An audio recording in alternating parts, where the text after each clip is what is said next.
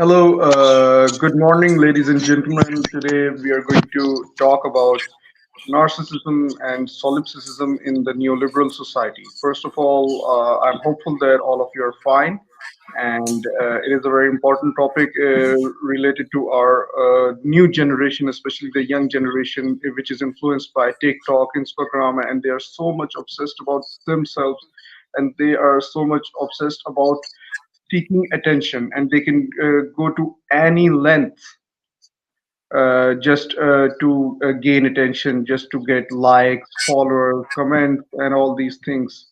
So becoming popular, becoming a big star, and whatsoever. They are so much deeply involved in neoliberalism and solipsism, and their followers who watch these TikTokers and Instagrammers, they are also so much involved in neoliberalism and solipsism and all these things. Uh, when we talk about narcissism, it is about gaining attention and showing that you are perfect, you are good looking, and you are better than others. And the narcissists try to seek attention and they care about just themselves. Solipsism is similar to that. Solipsists think that they are the only intelligent minds in the world. So how are these two terms related, and how does neoliberalism affect it? We will discuss it with Mr. Jon Kofas from Greece. He is a professor. I don't think I need to introduce it. I do. I need to introduce him. He has been with us so many times. I think you people know who he is now. So, Mr. Kofas, first of all, I would like to ask you about your health, your well-being. How are you doing? And then I will start my questions. Thank you. Good morning, Assad. Good morning, everyone watching. I'm very well. It's a sunny day here in the Eastern Mediterranean, and wonderful, wonderful. Thank you very much. And you're right. This is a very, very important topic. Yes, sir. That's great to know. Now, first of all, let's see, how do we define narcissism? If you could just define narcissism in, a brief 2 to 3 lines. Yes, narcissism is basically a sense of self importance, self love, self obsession to the exclusion and being oblivious to others. It's an extreme form of atomism, which is a classical Greek word, which means self, and a rejection of community and collectivism uh, because the individual is inexorably linked to whatever emotions and mental constructs are manufactured in the individual's mind, and has no sense of the collective or community. Um, the word narcissism is, of course, Greek, and it goes back to roughly 3,000 years or so. It appeared in Greek mythology, and then the Romans actually, Roman scholars actually, to be honest, really made it much more well known to the world, especially the scholar Ovid, a Latin scholar who wrote about this mythology. The the term narcissism takes its name from a mythological character who's, and and people will forgive me if I pronounce it in Greek, but No, no, you should the definitely.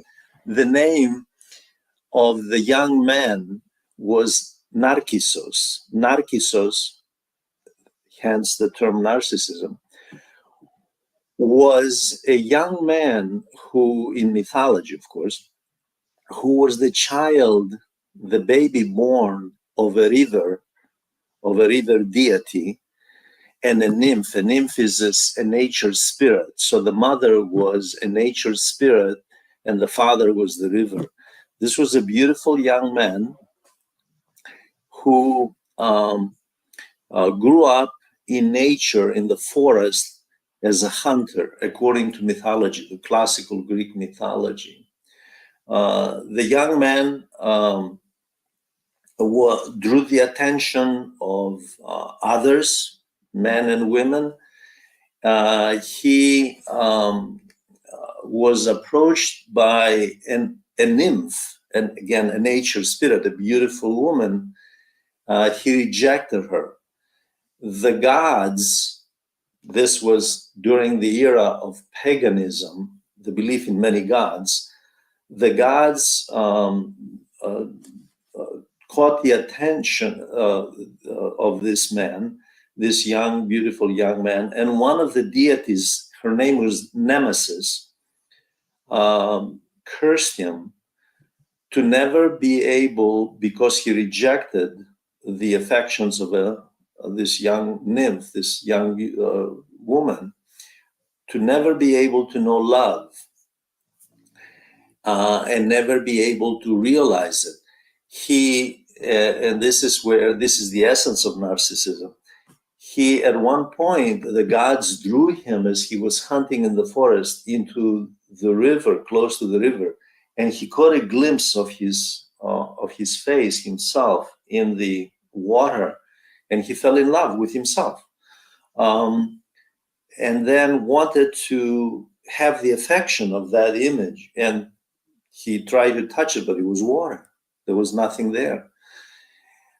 This, of course, is allegorical. This beautiful mythological story has been reproduced throughout the centuries in plays, in literature, in theater, in poetry, in song. And it is a beautiful story. However, 3,000 years ago, during the pagan era, the Greeks and later, of course, the Romans were fascinated. Like I said, the great Latin scholar Ovid wrote about this. They realized that love, that self-love is futile, that human beings, as the great philosopher Aristotle wrote, are social beings, are social animals. We exist in society. We're not on a mountaintop all by ourselves up there. We're in a communal setting. And so the story is really a rejection of extreme atomism, self-love, and an affirmation that human beings realize the various aspects of themselves and realize their creative potential, to put it in the terms of classical Greeks, through community, through other human beings. So this is really a criticism of human beings who reject collectivism, which, by the way, is found not just in pagan, but in monotheistic religions. So you have, like I said, thousands of years ago, human beings recognizing that the essence of human nature is to engage with other human beings and to find oneself and the layers of oneself through the interaction with other human beings, rather than looking down at the oneself image in the water and trying to grab it, and there's nothing there. It's just an illusion. So this is the beautiful myth, and this is how it all started. Now, what does it mean today? Well, according to a number of studies, and this is, by the way, I want to mention a couple of things. First of all, the topic of narcissism is rather complex, and it falls into so many academic areas of study. But there have been works, scholarly works, that indicate there has been a rise, as you very well pointed out, especially with the young generation linked to digital technology. Technology obviously has had an enormous impact on a world scale.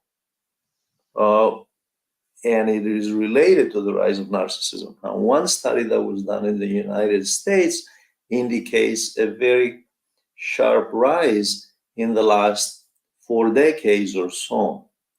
So we have seen this. Now, I want to differentiate between the common view of narcissism and then the academic areas, because this is important when when people say, "Oh, that person is a narcissist. That man or that woman is a narcissist." They mean that they're self-absorbed, obviously, which is correct. They're in love with themselves. They reject a communal setting. They reject the interaction with others and are lacking in empathy. Empathy is one of the most precious human traits because it allows human beings to go outside of themselves and look at the totality of humanity. And lack of empathy, by the way, is the source for conflict among human beings at the individual level, the communal level, but also in terms of larger conflicts like war. Lack of empathy means that the individual objectifies the other, and it's easier to destroy the other. I want to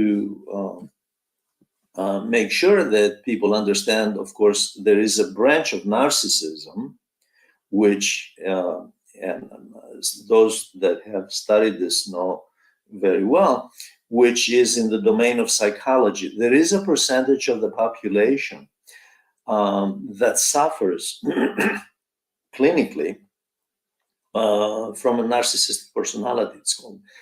So psychologists, actually, believe it or not, psychologists have done a lot of work with regard to narcissism. And Sigmund Freud, in 1904 or 1906, I can't remember the date. 1904 or 1906, something like that.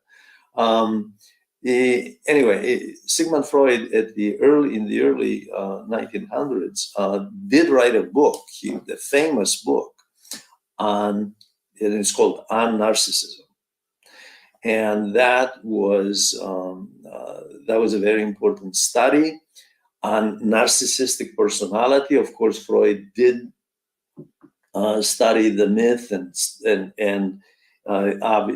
Freud started as as a doctor of neurology, and then he obviously developed the field of psychology.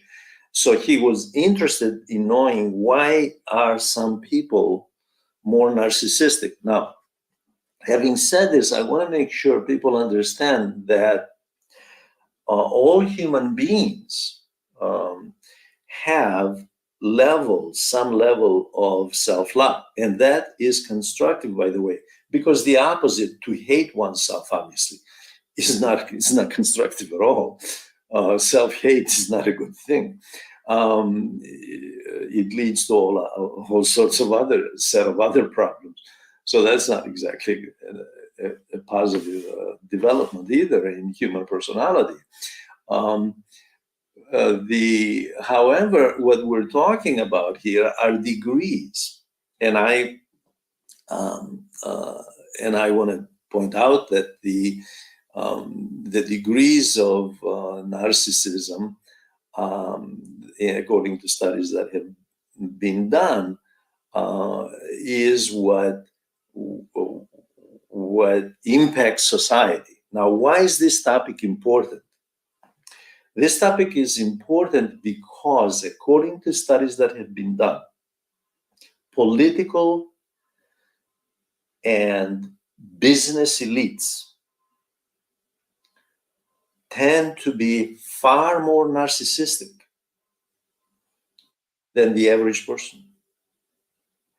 You're not going to find a lot of narcissism among the working class. This is not to say, by the way, and I want to make sure, because again, going back to science, that narcissism is only environmentally based, because there is plenty of evidence that it is inherent. There is a segment of the population that is narcissistic, and it has nothing to do with social class. So I don't want to leave the impression that social class is the determining factor, because there is also obviously biology. I mean, human beings, the average human being will say, you know, that person is narcissistic because they double parked and they're blocking, they're only thinking of themselves, they're blocking all the traffic, they're not thinking of, they have no social conscience, is basically what we're talking about here. Narcissism means low level of social conscience or no social conscience. They're not thinking of everyone else. One person, let's say, you know, this is just an example of the common view, is accommodating himself or herself and obstructing everyone else. That's a typical example. And again, that is at a low level. At the other end, however, there are people, there are narcissistic people who are corporate executives and politicians who will go to extreme lengths. And their mind is works in such a way that they conduct policy and think of schemes. And I'll give you a number of examples. Unfortunately, or maybe fortunately for us discussing this issue, there was a very interesting story just the last few days with Jared Kushner, the son-in-law of Donald Trump, who made a few comments about real estate development in Gaza, where there is genocide, by the way. And he's thinking, how can I cash in on this? And he had no qualms about pointing out that we got to clean up the area, meaning ethnic cleansing, get rid of these people so we can make some money. This is, again, this is destructive narcissism. Narcissism in terms of, let's say, of a person, in your family demanding that they are the focus and of the conversation, and they talk only about themselves, as psychologists point out, by the way. They are self-obsessed, and after they finish talking about themselves, they go, well, what do you have to say about me? In other words, it's always me, the I-selfie culture. But destructive narcissism comes in when people with a lot of money and political power have the impact on policy which affects the lives of human beings on a huge scale. And the Jared Kushner story, when I read it and I saw it, it reminded me, in fact, of studies that were done by psychologists about the Trump family, including Jared Kushner, and narcissism, because narcissism became the focus of attention in 2016, 2017, when Trump won, and a lot of people, journalists as well as scholars, began to write about narcissism, because here's an individual who's in charge of the country, is enormous power, well connected to Wall Street, by the way. He came out of Wall Street, and people began to do studies on narcissism using him, and then some of the family members, including Jared Kushner, who just the last few days made this comment. You would think no one would make such a comment. You would think they would have some filters, as we say, some self-restraint, but instead,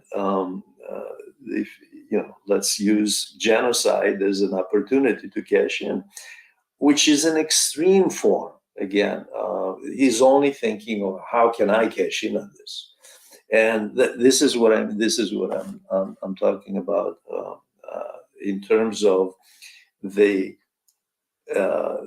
someone in power and having the means, because this person is obviously very wealthy and well connected, and someone who is, someone in the working class who has no impact on society.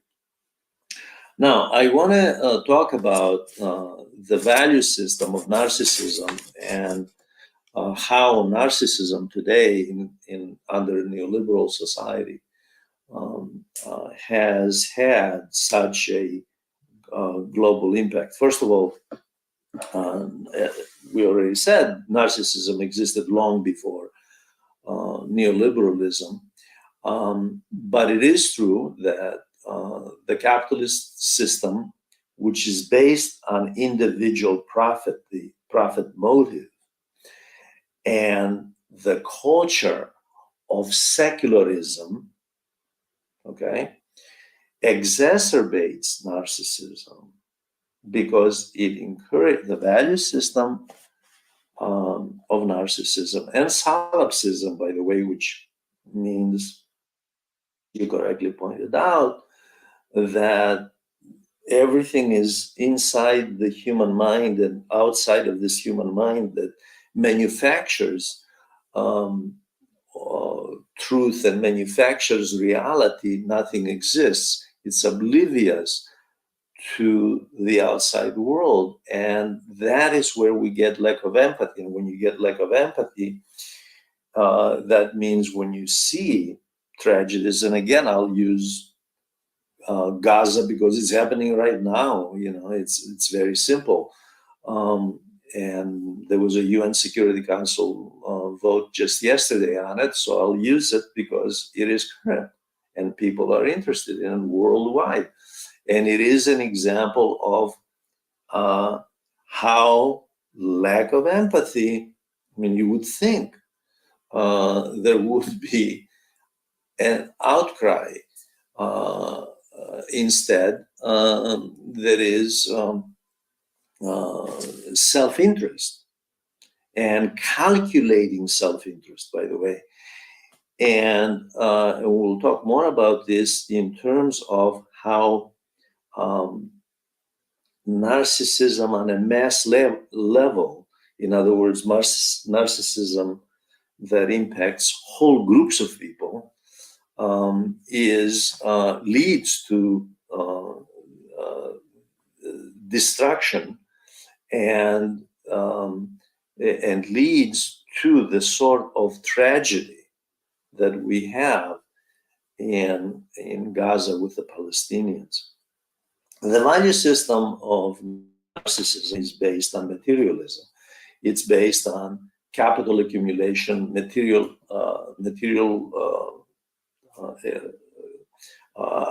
focus in life, that the value of accumulating things, which means consumerism, by the way.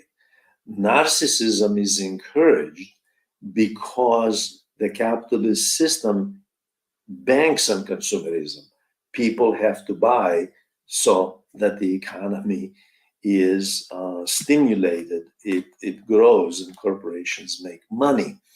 So narcissism is institutionally encouraged by the political system as well as by the business sector, because this is how the economy thrives, especially in the advanced capitalist countries. In the United States, for example, about 2/3 of the economy, 3/4 actually, not 2/3, 3/4 of the economy is based on consumer demand. So it's a consumer society, like ancient Rome, like the ancient Roman Empire.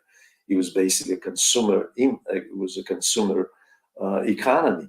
So you have consumerism encouraged, and to encourage consumerism, um, the fact is that people become narcissistic because they believe in that inside their heads, if they buy that extra thing or extra material thing, that somehow happiness rests on that, on the accumulation of that, on the acquisition of that thing, whatever that object is. I want to point out that that narcissism and consumer culture and materialism are encouraged by the dominant culture, the hegemonic culture, which then filters down to the mass culture. The elites in the hegemonic culture have an interest in narcissism, in pushing narcissism, encouraging narcissism. And you, in very subtle ways, you see this throughout the institutions in society, and the celebration of the self. Now, under neoliberalism, this existed before neoliberalism, but under neoliberalism, this is celebrated, by the way. In the Keynesian era, especially during the Great Depression, but even after the Great Depression, there was a sense of we all have a collective responsibility, a responsibility to each other, and we can't live in a world where a segment of the population is left behind. In the neoliberalism, it's all about the individual, and the individual is the measure of all things. And the individual, when you combine that, by the way, with the era of technology under neoliberal, which coincides with neoliberalism, and human beings obsessed, especially young people, as you pointed out, young people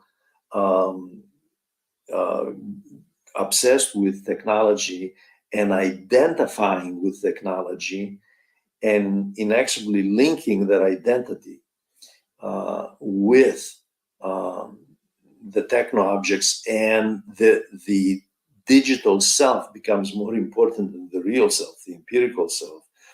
That is the result of that is delusional thinking and warped values, going back to the value system.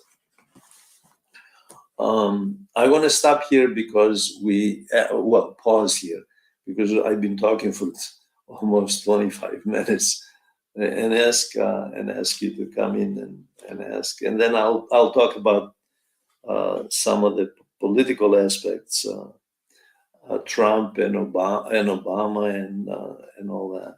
Go ahead.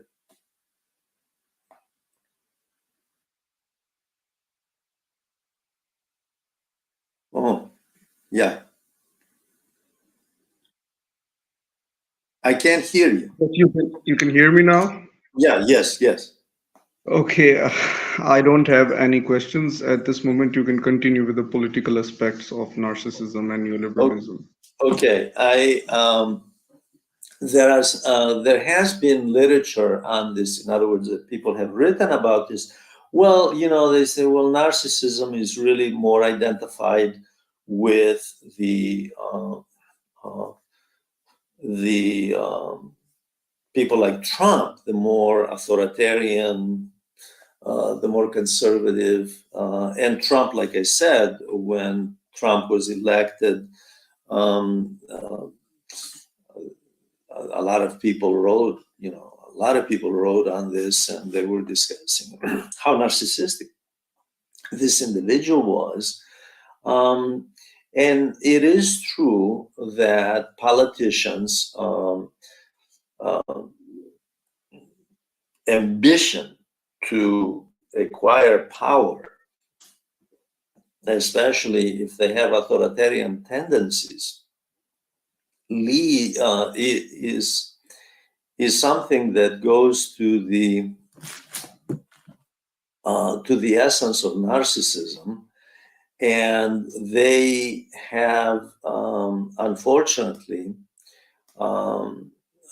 they have a sense that, as Niccolo Machiavelli and other political philosophers throughout the ages have written, they have a sense that they are the embodiment of the national interest. In other words, without them, there is no society. The worst case of this, was, of course, was Adolf Hitler, when he was informed, extreme form of narcissism, highly destructive, when he was informed that Germany, the Third Reich, is about to go down, it's falling, the Allied forces are bombing mercilessly. We have to, they told him, Fuhrer, you must give up, we must surrender.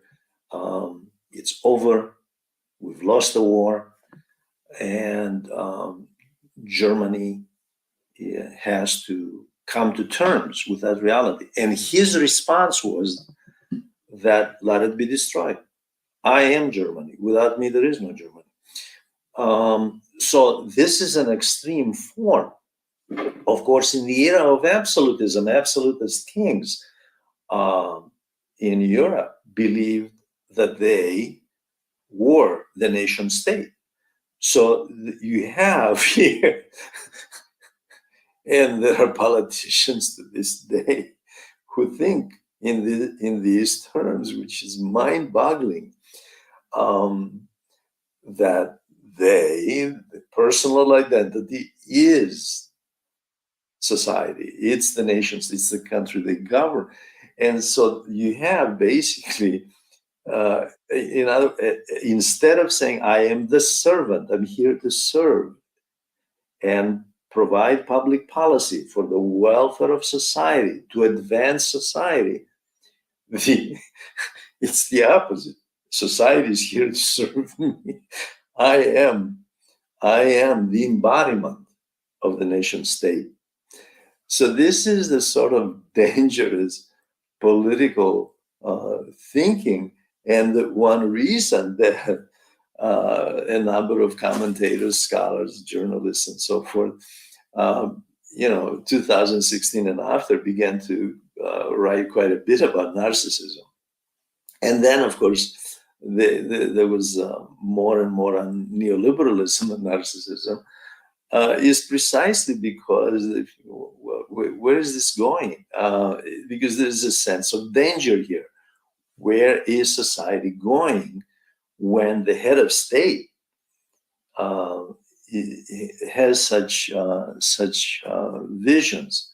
However, here's what some people may disagree with me. It's not just the authoritarian types like Trump and so forth and others. I'm just bringing him up as an example. It's actually under neoliberalism, it's also the liberal identity politics. Politicians who claim that they're pluralists, that have been just as responsible for promoting narcissism in society at the institutional level. Because identity politics, and we have discussed this before, Assad, that we discussed this before, and I am, I've done quite a bit of research on this issue.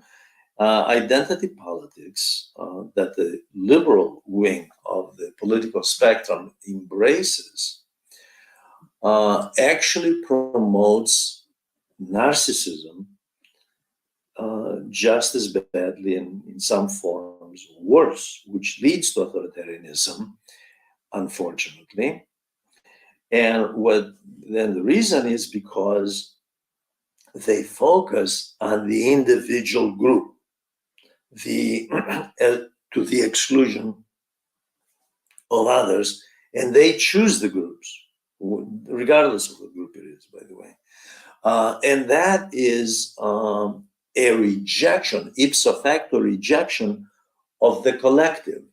So they are not looking at the welfare of society in total, they're looking at the group. Now, even worse, because these identity politics groups exist under the neoliberal umbrella, within the emphasis is on the individual. So the neoliberal value system is that the individual must, whether it's a feminist group, let's take feminism, for example, because we recently discussed feminism, the individual woman must look after herself and advancing herself within the corporate ladder and become an executive or become a university president or become a congresswoman or whatever she wants to become. That is just as bad, and it's an indication that neoliberalism has, in fact, the neoliberal value system has, in fact, co-opted all of these groups, whether it's authoritarian or liberal, it has co-opted them, and the narcissist proclivity prevails because neoliberalism encourages the individual. It encourages misanthropic qualities. It's an ancient Greek word, which is in fact used. It was used with in connection with narcissism. Narcissism, and this is, I know this sounds harsh, but the fact is, a narcissist is a misanthrope, which means hate humanity. Misanthrope is literally, it's classical Greek, by the way, is a language which they used two words, linked them into one, and this is common in classical Greek language, and made a new word out of it. And misanthropic qualities means hating humanity, essentially. What are the two words, Mr. Kofas? What are those two words in Greek language? I'm curious to know about that. What are those two words? Anthropos means human. When you add the in front of it, when you put misos means hatred. When you put misanthropic or misanthrope, referring to the individual, it means hating humanity. And so, for example, in a lot of people may they've been reading, whether in psychology or philosophy, for example, or religion, they may be reading a text, an article, whatever, a book, newspaper, I don't know, and they'll see the word, this individual, it has misanthropic tendencies, which means that they lack empathy toward humanity, toward human beings. And the lack of empathy is where narcissism, because some people may say, well, what's wrong with being narcissistic? So you love yourself. It's not the love of self, it's actually the lack of empathy toward society, toward the collective interests of others, toward the rejection of the welfare of others. And when that finds expression in public policy, Assad, and this is where a lot of people I want to make sure understand that when you see situations like what we have down here in Gaza, children to this genocidal war, and women and men, and then people shrug their shoulders. Well, you see what I'm saying? This has implications, real life implications. Or when you see the situation in sub-Saharan Africa, for example, with regard to famine, when there is more than enough, I believe I mentioned this in another session with regard to neoliberalism and political economy. When you see famine and then, well, they're dying, this is the value system of everybody's on their own, lift your there is an expression in the United States that you have to lift yourself up from your bootstraps, which essentially it's an old saying, which means that, well, if you get in trouble, the sense of the absence of a collective responsibility for humanity. And by the way, the children in Gaza, these babies, these children that are they didn't create this. They're victims. They're victims of someone else's schemes. You see, and so narcissism has, if people think about it, it has consequences for humanity, and whether it's as simple as someone blocking traffic because they only think of themselves. I want to accommodate myself and oblivious to everyone else. For example, waiting on the road as long as I'm accommodated, to the destructiveness of wars. This is very, very important. So narcissism has consequences. The technoculture you mentioned, I had this in the back of my mind because you mentioned digital technology, especially young people.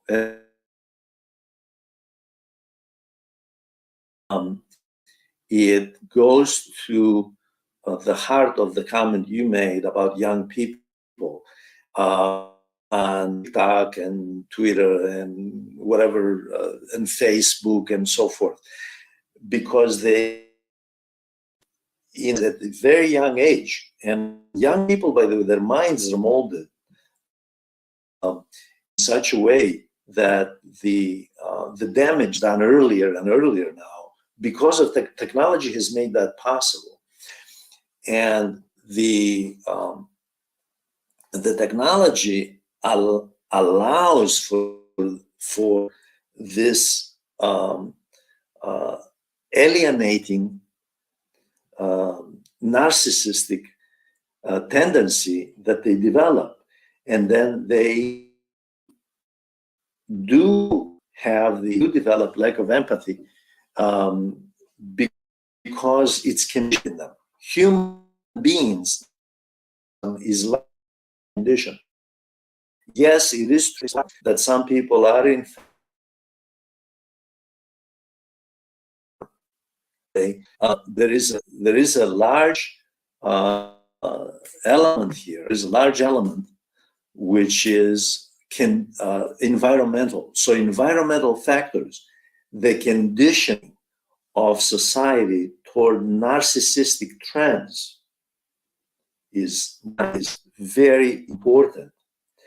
And especially as we are more and more secular, less and less religious. This doesn't mean that religious people are not narcissistic, by the way, but religion encourages collectivism. It encourages community. It encourages human to be empathetic, to have compassion, to care for the other, who doesn't have whatever they may lack clothing or they may lack food, to have a sense of compassion and to care for the fellow human being. Now, secular society, especially after the Industrial Revolution and especially under neoliberalism today in the last 4.5 decades, takes that away, because the focus is on material accumulation and hedonism. One of the terms that scholars use in connection with narcissism is the term hedon, another, by the way, ancient Greek word, which means as long as I have the pleasure of whatever I'm doing, and capital accumulation, a nice house, blah, blah, blah, all the materials, as though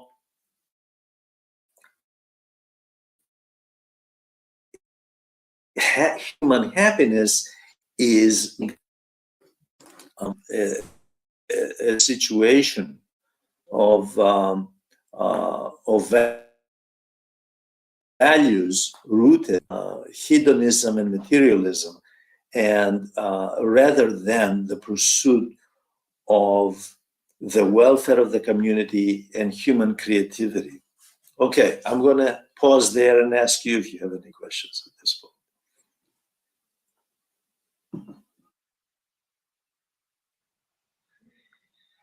Okay, I think you have explained narcissism, how the young generation is affected by narcissism, especially the TikTok and Instagram culture.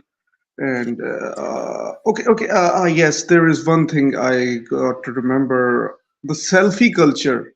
You know, the taking pictures in the front camera. How do you think is this? How do you think that this selfie culture is Yes, the related selfie to? culture, by the way,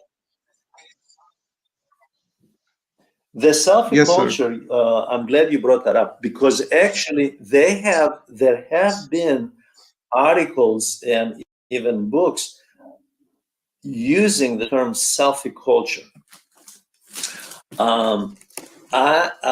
From my studies, we trace this back to the 1980s, and then we see it growing in the 1990s.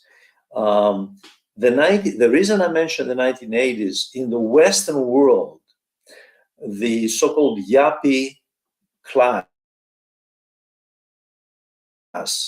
the young, immersed in materialism and hedonism, and the me culture. And back then, I point this out in my forthcoming book, by the way, that there is a coincidence between the rise of neoliberalism and the yuppie culture in the 1980s. And a lot of, I hope some people, I'm sure, out there are aware of this. A lot of books, a lot of self-help books, and I'm okay, you're okay type of mindset. It starts in the 1980s, really takes off with the rapid rise of technology in the 1990s, the cell phone, computers, and so forth. And the selfie culture is, now there are some analysts who argue, well, technology has determined this. In other words, that they blame technology, which, yes, technology, I don't disagree. Technology made that possible. Of course, technology has made it possible. Without technology, we wouldn't be using the selfie culture, because we know what selfie means. However, I argue that it's not, the technology is just the means that what we have here is a philosophy of self, a philosophy, the so-called selfie culture that you mentioned, in my view, is a new worldview, that the world is there's a mass culture of narcissism and solipsism. It's all about me. And this me culture, which is promoted, by the way, in Western countries, whether here in Europe or in the United States, Canada, where it's promoted in advertising, for example. You see it in motion pictures, in television. You see it in even television games. In a lot of Western television game shows, as they call them. So you have this running through the mainstream culture. Now, and some analysts point out that, well, it's linked. Look at it. It's linked to advertising. It's linked to the commercial flow of the economy. Somebody's making money out of this, right? Corporations are making money out of this. So there is that aspect of it, that it's not just for its own sake. It's because it yields profits, which is true. It does yield profits. Companies are making money out of this. So the selfie culture is itself commercialized. TikTok is making money, let's face it. Facebook is a $1 trillion company. It's making enormous amounts of money. Out of what? Out of, giving, as you pointed out, giving people the illusion, what the famous American artist Andy Warhol, their 15 minutes of fame. Everybody wants 15 minutes of fame. Andy Warhol was right ahead of his times in this respect, that it gives them the illusion that somehow this is what human, the meaning of human life is, that the goal of human life is to have that 15 minutes, as Andy Warhol pointed out, that 15 minutes of fame, not the cultivation of the human mind, the cultivation of the human character, the community setting, in the community setting and community welfare. Because society, by the way, progresses from ancient times, from Mesopotamia to the present.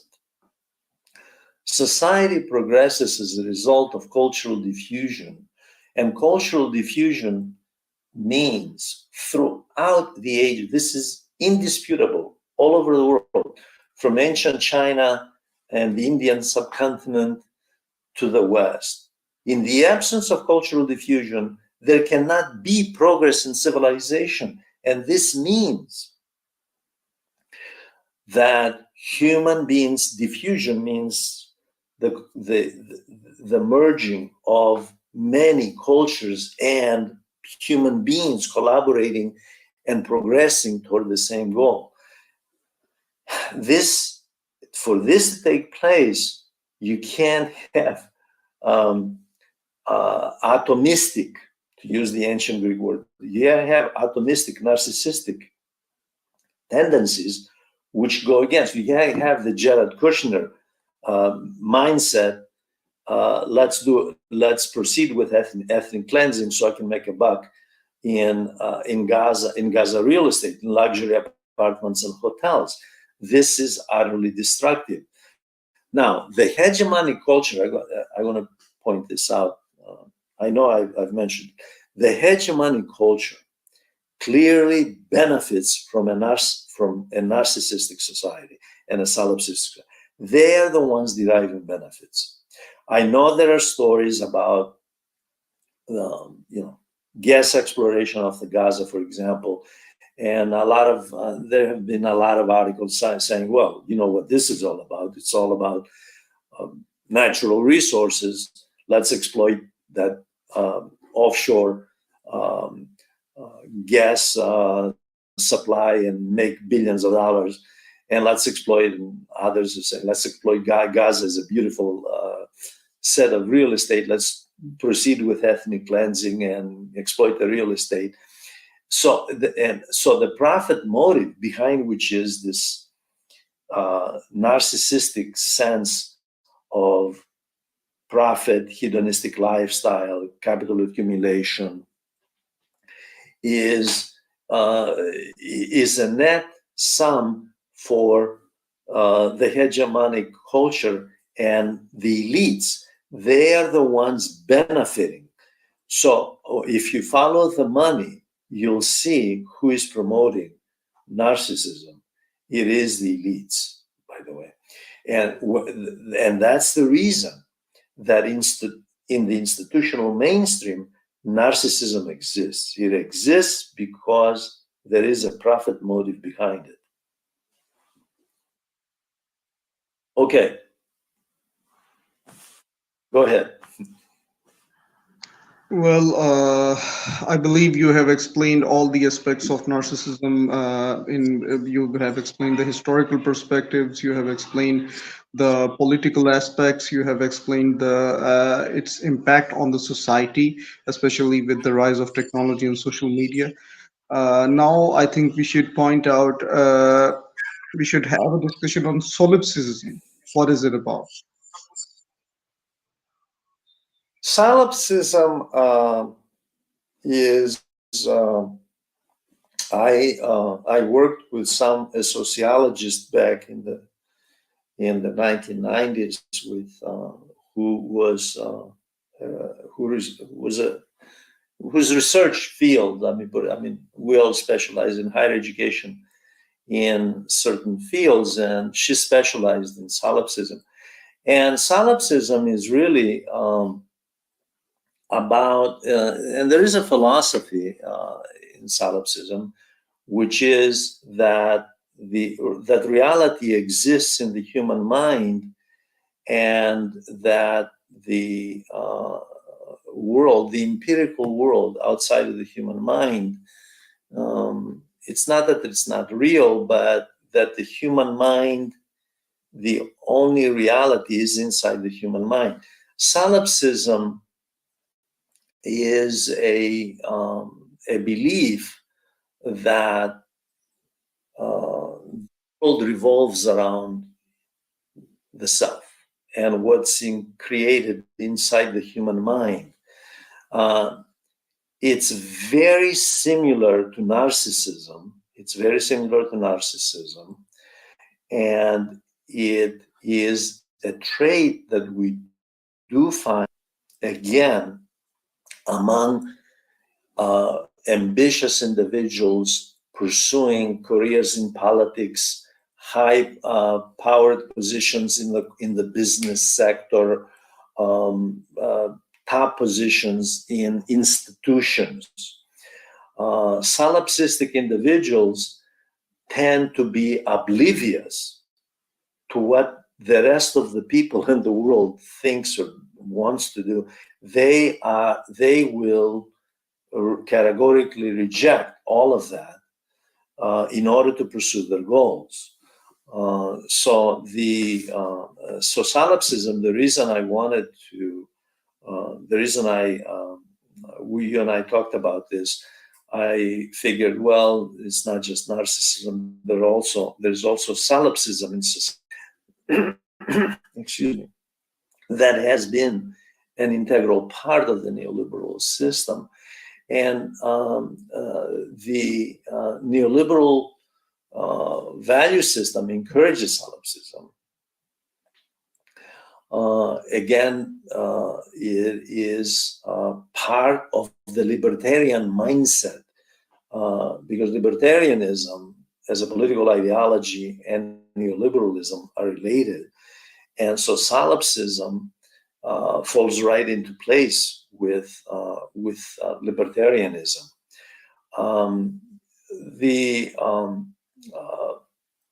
The fact is that some people may argue, well, if people want to be solipsistic, let them, who cares? Okay, fine. Except that when it comes to public policy and to institutional behavior, it does have an impact on the rest of humanity. You see, this is the issue Assad, I want to drive across to people, that there may be those who are skeptical and say, well, who cares if,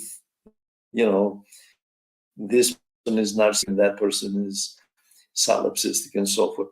Well, if it has an impact on society, it's very, very significant.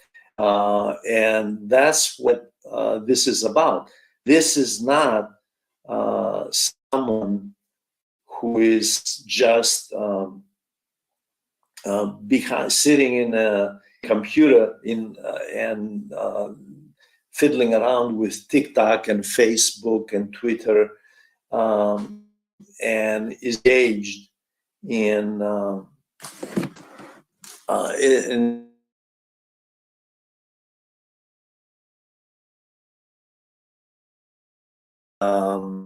self-absorbed behavior. If it impacts the lives of other people, then it's very, very important. I do want to have some concluding remarks, and I want to point out that the collective consciousness of human beings. I want to tie in Carl Jung's, the famous psychologist of the 20th century, and the collective consciousness of humanity. And I want to conclude with this, that human beings, that all of humanity advances and civilization advances together. And when there is clash in civilization, to use the term of the late Samuel Huntington of Harvard University, a book that he wrote called Clash of Civilizations, referring to this clash of civilizations of the Western world, the Judeo-Christian world versus the Muslim world, by the way. When there is clash of civilizations, because it is used as a pretext, by the way, by the elites, by the hegemonic culture, which elites have a profit motive, which profit motive is related to their narcissistic tendencies, then humanity does not advance. When there is destruction because of clash in civilizations, as Samuel Huntington pointed out, all of humanity suffers. It's not just the Muslim world. It's all of humanity. This is one of the reasons that so many people from China to Brazil to Germany to all over the world point out that the struggle of the Palestinian people is the struggle for social justice and for the end of oppression for all people. It's not just Palestinians. And this is why there is the slogan, if they're not free, we're not free. So narcissism is the rejection of that. Narcissism and solipsism, by the way, that it's the rejection of that. It's that as long as I'm doing fine, who cares? And this is an important point to make and to conclude. I am afraid. One other point I want to make. I'm afraid that humanity, as this tragic war in Israel has demonstrated in the last 6 months, humanity is becoming more narcissistic. It's becoming more misanthropic, to go back to the classical Greek word. Less empathy-oriented and more authoritarian, by the way, under the guise of democracy and the rules-based world order, which rules-based world order, we have seen its results both in the war in Ukraine and in the war in Israel. So those are the points that I wanted to conclude with, and to point out that um, these values of narcissism and solipsism under the neoliberal political economy and institutional structure are not in the interest of civilization, period, are not in the interest of anyone. And that is what that's my final thought.